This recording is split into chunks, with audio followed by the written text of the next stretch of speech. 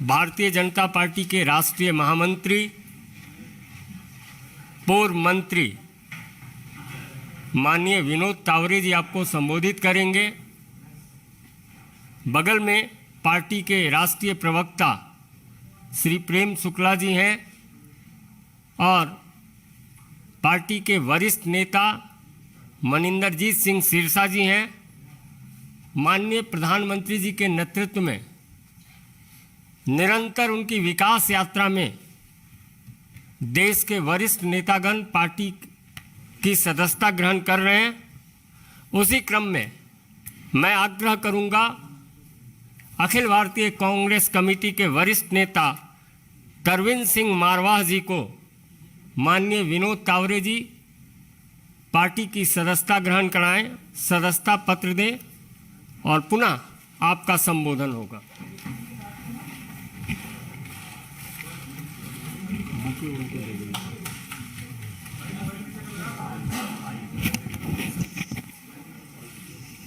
Bouquet आप दे दीजिए। हाँ, बीच में आई पहली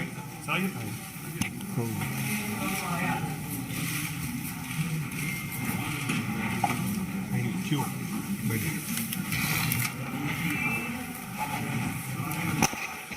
मेरा विनम्र निवेदन है माननीय विनोद तावरे जी से कि आपको संबोधित करें। नमस्कार। पार्टी कार्यालय से मैसेज जाने पर मुझे एक तो अच्छा लगा कि आप लोग मुझे हरियाणा का ज़्यादा मानते हैं। काफ़ी चर्चा हरियाणा को लेके आपने की, मतलब मैं हरियाणा के नाते रजिस्टर तो हो गया हूँ, इसका अपने आप में एक आनंद पक्का ले रहा हूँ। लेकिन जब मंत्री था तब हरियाणा का प्रभारी था, अभी महामंत्री हूँ, इसलिए हरियाणा के अलावा बाकी प्रदेश के भी कुछ न कुछ दायित्व पार्टी के आते हैं। और उसी दायित्व में आज तरविंदर सिंह मारवाह जी जो 3 बार दिल्ली से विधायक रहे हैं, पार्लियामेंट्री सेक्रेटरी भी रहे हैं, यूथ कांग्रेस के महासचिव रहे, दिल्ली प्रदेश कांग्रेस के वाइस प्रेसिडेंट रहे, मौजूदा दिल्ली सिख गुरुद्वारा प्रबंधक कमेटी के अभी मेंबर हैं, केंद्रीय गृह सेवक सभा के अध्यक्ष भी रह चुके हैं और 1998 से 2013 तक दिल्ली विधानसभा के सदस्य भी रहे। ऐसे एक सीनियर राजनीतिक नेता आज भारतीय जनता पार्टी में उन्होंने प्रवेश किया है। मैं राष्ट्रीय अध्यक्ष जगत प्रकाश नड्डा जी की ओर से, दिल्ली के हमारे सभी कार्यकर्ताओं की ओर से तरविंदर जी का बहुत बहुत पार्टी में स्वागत करता हूं और उनकी क्षमता के अनुसार पार्टी तो उनको दायित्व देगी ही, लेकिन पार्टी में वो जिस विचार से आए हैं, मुझे लगता है कि आम व्यक्ति की सेवा करने के लिए पार्टी को उन लोगों तक पहुंचाने में तरविंदर जी कामयाब रहेंगे, पार्टी को मजबूत करेंगे और पार्टी के द्वारा जनता के लिए जो करना आदरणीय प्रधानमंत्री मोदी जी को अपेक्षित है वो करने में वो कामयाब रहेंगे। यही मैं उनको शुभकामनाएं देता हूं और तरविंदर जी को अनुरोध करता हूं कि वो अपना मनोगत व्यक्त करें। सबसे पहले तो मैं प्रधानमंत्री जी नरेंद्र मोदी जी का, नड्डा साहब जो हमारे राष्ट्रीय अध्यक्ष हैं और अमित शाह जी का और साथ ही विनोद तावरे जी जो कि राष्ट्रीय महासचिव हैं, शुक्ला जी और साथ ही मेरे छोटे भाई सिरसा जी जिनकी प्रेरणा से और उन्होंने काफ़ी दिनों से कह रहे थे, तो मैं सभी का धन्यवाद करता हूं कि आपने मेरे को इस पार्टी में शामिल किया, इसके लिए मैं आप सबका आभारी हूं और धन्यवाद करता हूं। मैं भारतीय जनता पार्टी में आज शामिल हुआ हूं और मैं आप लोगों को, तावरे जी को विश्वास दिलवाता हूं कि जब तक मेरे प्राण हैं मैं आपकी पार्टी की सेवा करता रहूंगा, बिना पद के, लालच के। मैं अपनी भावना से आया हूं क्योंकि मेरे को पिछले चुनाव में भी अमित शाह जी ने कहा कि आप भारतीय जनता पार्टी से एमएलए लड़ लो, लेकिन उस पार्टी की निष्ठा दिखाते हुए मैंने हामी नहीं भरी। लेकिन आज सवाल जो उठ रहा है, मेरे को बड़ा दुख से कहना पड़ रहा है कि मैंने इस पार्टी के लिए क्या नहीं किया। अपना सारा जीवन कांग्रेस पार्टी के लगा दिया, अपनी जवानी लगा दी। मैं डीएवी कॉलेज में प्रेसिडेंट, एग्जीक्यूटिव काउंसलर भी रहा, एनएसयूआई में भी मैं ऑल इंडिया में 1977 में ज्वाइंट सेक्रेटरी भी रहा। लेकिन इस पार्टी में बड़ा दुख होके मेरे को कांग्रेस पार्टी छोड़नी पड़ रही है, क्योंकि इस पार्टी में आज कदर नहीं है। इस पार्टी में तो मैं हैरान हो जाता हूं, ऐसे ऐसे लोग शामिल कर दिए हैं जो चपरासी के लायक भी नहीं थे। अभी एक प्रवक्ता बनाया है, आप लोग उसको जानते ही होंगे,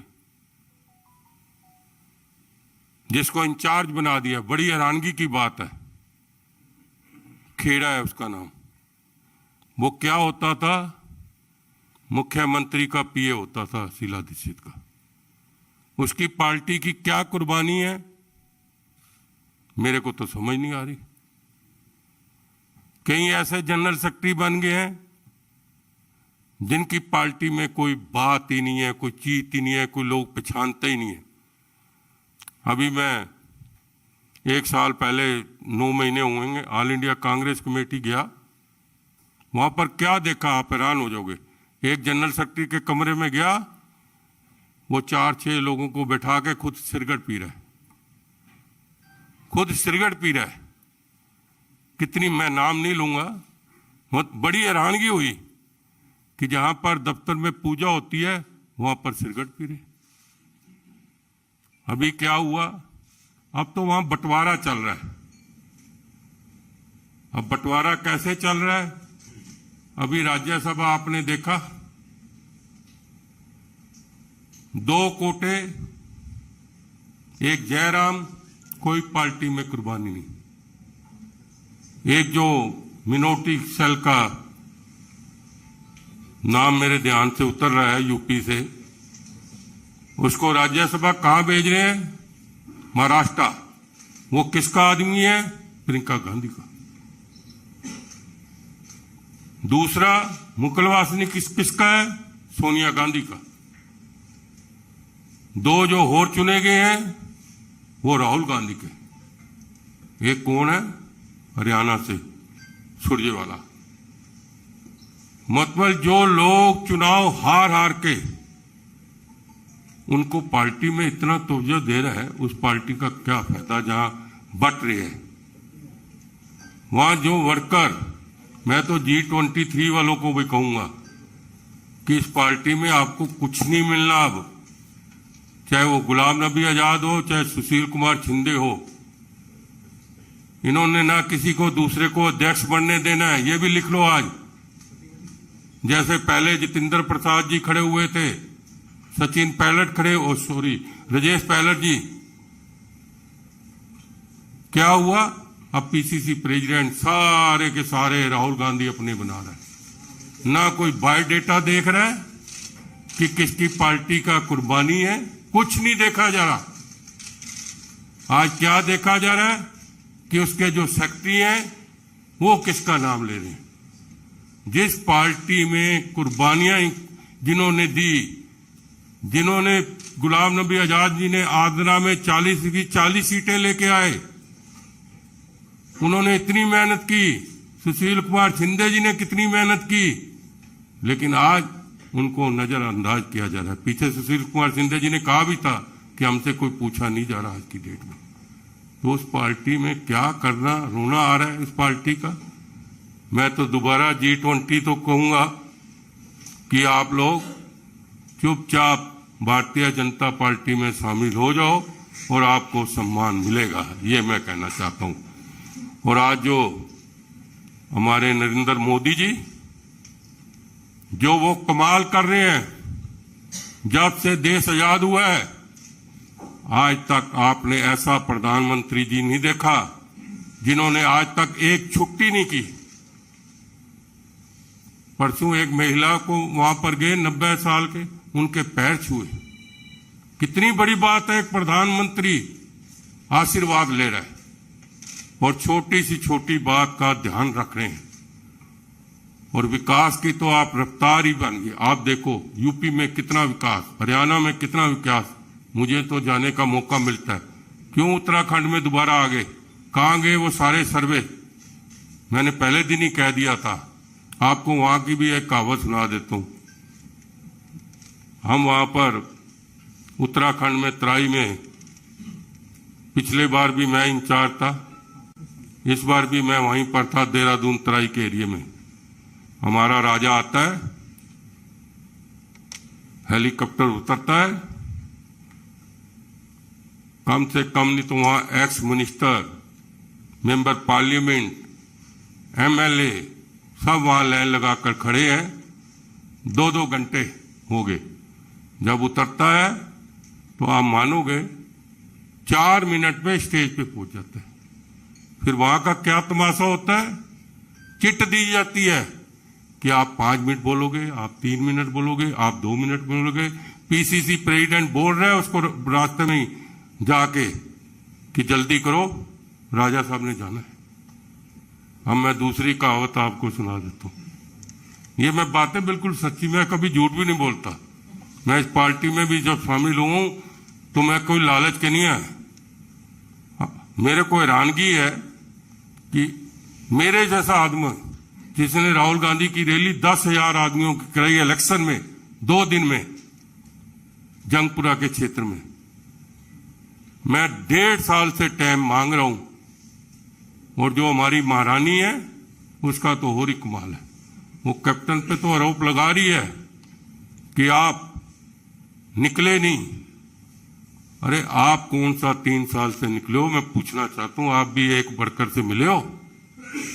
एक वर्कर से नहीं मिले। 3 साल हो गए हैं।